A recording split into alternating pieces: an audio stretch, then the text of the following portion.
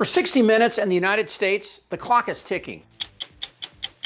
60 Minutes is an independent branch of CBS News that Trump is suing because he doesn't like the truth and because he truly believes he can do anything he desires. President Trump says CBS should lose its broadcasting license, lashing out after 60 Minutes aired segments on Ukraine and Greenland over the weekend. In a post on Truth Social, he writes, quote, CBS is out of control at levels never seen before, and they should pay a big price for this.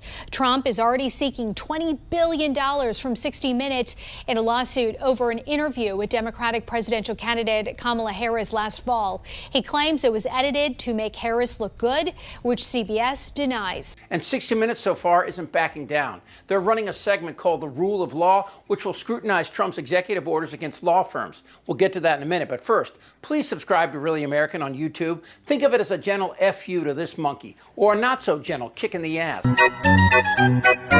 Okay, now let's start here. I want to be a dictator. The first job for a dictator, any dictator in the last 150 years, is to destroy the press. It's the enemy from within. Because the press reports their lies and their actions, and the informed people thwart them. In theory, it's called the Fourth Estate, and their job is one of the hardest.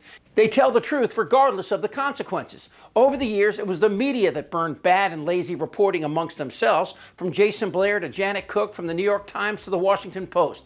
Now, is the media perfect? No, but they are competitive, and it is that competition which keeps them honest and accurate. And for decades, 60 Minutes has been one of the most successful. But the internet made integrity and character a liability. And certainly, since the internet is to truth what a hooker is to marriage, you can understand why. Americans have stopped reading and started watching the dozens of new avenues to get their news. And with the advent of Fox News and the ascent of a sociopathic criminal, the truth started to take a beating. Violence is in the DNA of the American left and always has been. You're high. And to one-up that, Fox and right-wing propaganda machine began to strangle the truth as they saw the profit in telling a lie. Which brings us back to 60 Minutes and why Trump is suing them and why 60 Minutes is fighting back. This is what happened.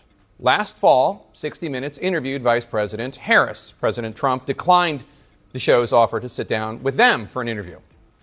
During the Harris interview, 60 Minutes correspondent Bill Whitaker asked the then-sitting vice president why Israeli Prime Minister Benjamin Netanyahu was not apparently listening to the Biden administration. Now, a preview of her answer ran in a preview clip on CBS's Face the Nation on Sunday morning. The work that we have done has resulted in a number of movements in that region by Israel that were very much prompted by or a result of many things, including our advocacy for what needs to happen in the region. The next day, however, 60 Minutes ran this answer when it ran the actual edited interview. We are not going to stop pursuing what is necessary for the United States to be clear about where we stand on the need for this war to end. Now, CBS News explained the discrepancy, saying that they merely ran two different parts from the same longer answer, and under pressure they revealed their transcript, and that is indeed what they did, as frankly happens all the time, including with President Trump's taped interviews. For instance, just for instance, in June of 2024, this ran on Fox. Would you declassify the Epstein files? Yeah, I would. Definitive, firm, yes, I would.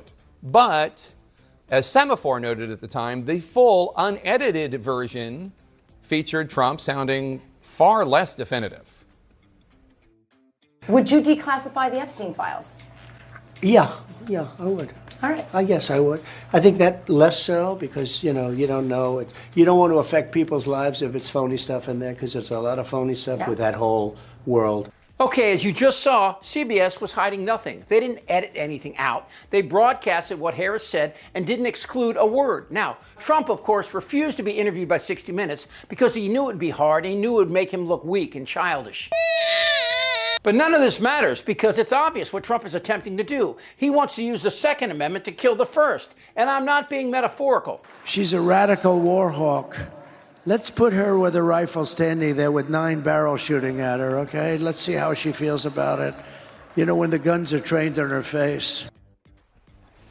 Liz Cheney this morning saying this, quote, in response, "This is how dictators destroy free nations." Trump is serious about making the U.S. Constitution irrelevant by doing exactly what Orwell did in 1984, where the government made up an invisible enemy and used that to declare a state of martial law. Because there is no war coming from immigrants. Been designated a terrorist by the Trump administration. Now let's go after them and wipe them off the face of the earth. What do you mean by that? Let's go after them, attack them inside Mexico. Is that what you're saying?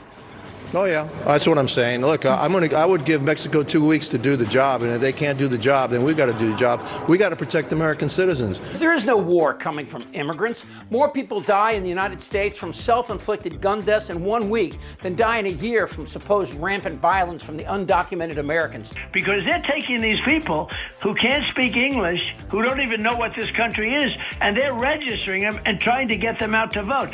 Bullshit. Bullshit. And Trump knows this plan of destroying the Constitution will work. He doesn't even deny it. And I was elected to get him the hell out of here, and the courts are holding me from doing it. But even given those numbers that you're talking about, don't you need to uphold the Constitution of the United States as president? I don't know. And that's not the first time Trump admitted to as much during the campaign. Seemingly out of nowhere, called for the suspension of the Constitution. So now CBS and 60 Minutes have a hard decision. Do they stand up to Trump and the immense power of the Justice Department run by this dim bulb, Pam Bondi? President, your first 100 days has far exceeded that of any other presidency in this country, ever. Ever. Never seen anything like it. Thank you. Your directive to me was very simple. Make America safe. And despite that, we've still been defending over 200 civil lawsuits filed against you. On top of everything else, I think I'm representing every one of you in this room in some capacity. And no, you will not be arrested by the U.S. Marshals. Over 200 lawsuits, over 50 injunctions. And now we've got multiple cases in front of the Supreme Court, and we will succeed, and we are doing great in front of the Supreme Court, President, and we'll continue on with that.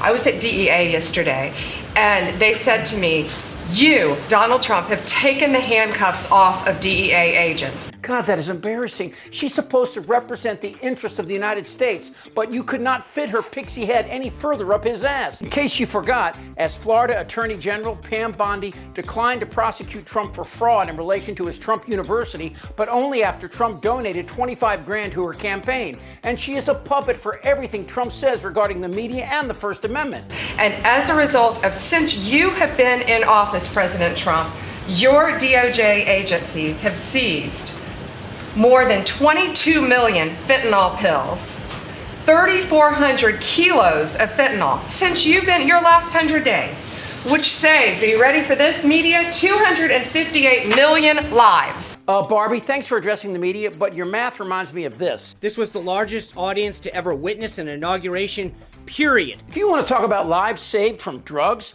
Trump's Doge is cutting federal funds for Narcan and a dozen other drug intervention and treatments that will save lives and impact lives of Americans. Look at the signs behind me on the White House lawn of all these terrorists that Donald Trump has taken off the streets. Not only that, the domestic terrorism, like you said, Tesla, 9 cases in 7 jurisdictions, and we have made it crystal clear, no negotiations. These people are facing 20 years in prison. Just look at these photos on the front lawn, and you won't find one of the 1,500 criminals who attacked the White House looking to kill Pence and Pelosi. And even after their pardons, were arrested again for crimes ranging from assault to child porn. And of course, when you talk about drugs, opioids, which have killed more Americans than World War I, World War II, Korea, and Vietnam combined, began right here in the United States. And the manufacturers and the dealers, they were never arrested or prosecuted.